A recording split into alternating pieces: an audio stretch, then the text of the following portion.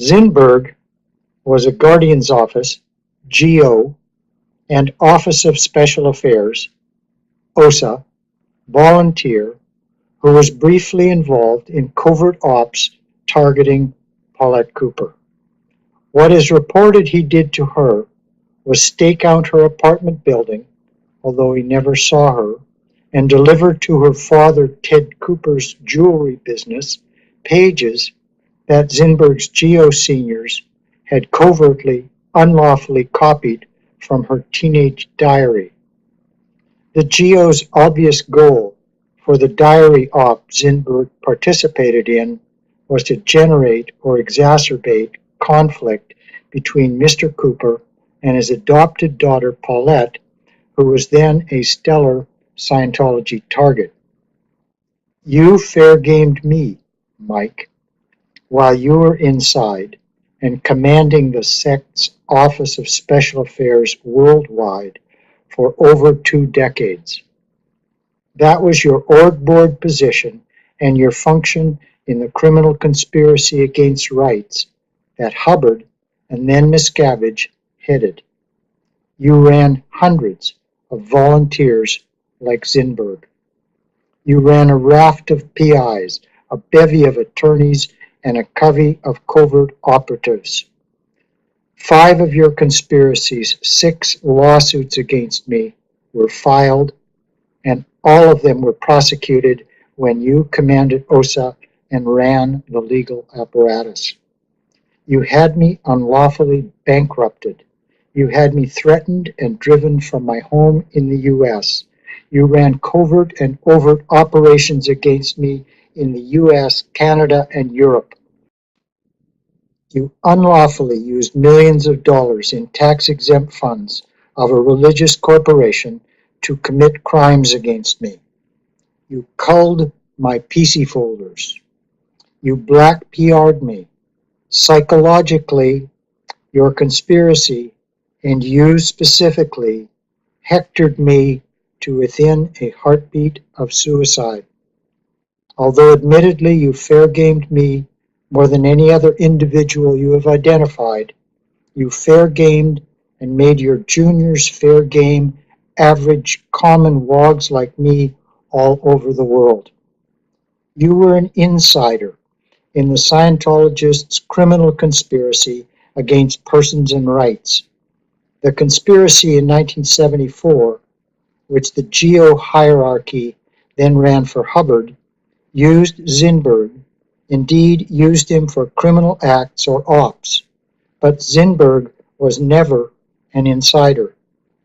Even Chris Shelton, who was in the SO for 17 years and proclaims himself a, quote, high-level insider, was not an insider, not even a low-level insider. Actually, Shelton could have been an insider with you in your criminal conspiracy, but not if what he has stated about his Scientology career is somewhere near true. You, Mike, however, were an insider where being an insider mattered in the Scientologists' criminal conspiracy against persons and rights, your doctrinally motivated and doctrinally vindicated persecution of the SP class. Unlike you, I was not an insider in the conspiracy. When I was in the SO, I was close to the conspiracy many times and could conceivably have been brought in or leveraged my way in, but I was saved from that evil activity. A few GO personnel were briefly involved in executing the conspiracy's command intention and program targets to silence or destroy me just after I left Scientology. SO execs under Hubbard, however, had already absorbed the GO execs' functions and staff and ran all the Scientologists and WOG collaborators then tasked with targeting me. The SO personnel in the conspiracy operated on the same suppressive person doctrine as the GO and applied the same policies of hating, black PRing, waging war on, silencing and destroying people who told the truth. Rathbun writes about that period in his Memoirs of a Scientology Warrior, which you, Mike, edited. And this is a quote from Rathbun's book. Flynn also received a windfall, care of the fruits of Miscavige's enemy-making proclivities. Gerry Armstrong, the archivist whom Miscavige and Starkey nearly hung for trying to protect Hubbard and the church against the very claims Flynn had been making, had made contact with Flynn.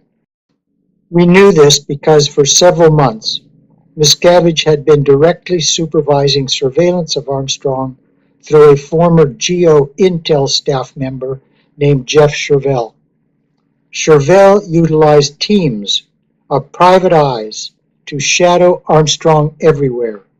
Shervell reported directly to Miscavige through all those months, just as I had on litigation matters from our special unit.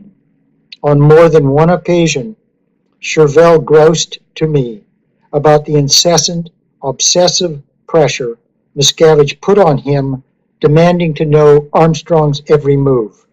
He said, "Marty, he knows we're on him," which kind of defeats the purpose of the surveillance. Thinking for a moment, Jeff added, "Unless the purpose is to drive him crazy." Armstrong became increasingly paranoid, under pressure, and finally got spooked enough to go to Flynn for help. That's the end of the quote from Rathbun's book, which you edited, Mike. You absorbed that same purpose, to drive me crazy, when you joined the conspiracy, and you have worked on that purpose ever since. You also worked and work on a parallel or secondary purpose, to get people to believe I'm crazy. If you couldn't drive me crazy, which so far you have to acknowledge you have failed at, you could get people to buy your lie that I'm crazy. If you couldn't silence or destroy me, you could at least get people to not listen to me. With evaluated, drilled, skillful, wide, and relentless black propaganda, you could get people to think I'm crazy and even join you in your black PR campaign. If you successfully reduced my image to crazy, no one would grant any credence to my words. And if the whole world said I was crazy, and no one granted me any credence, and you achieved total revulsion and complete isolation, this would certainly get you closer to actually driving me crazy. You have been black PRing me as crazy in sworn statements, in court filings, in media, to the IRS, to governments, to people everywhere for 36 years. That's what, as a post-Sea Org truth-telling reformer, you were doing to filmmaker Marcus Toos in 2011. So do you think they will go after you the same length or the same duration like they do it with Gerry Armstrong? Same length and same duration. Yeah, because Gerry Armstrong is being followed for 20 or 30 years already. No, he hasn't. Gerry Armstrong's seeing things at this point. Gerry Armstrong was involved in a long battle with the church, but Gerry Armstrong's also kind of a bit of a fruitcake, frankly.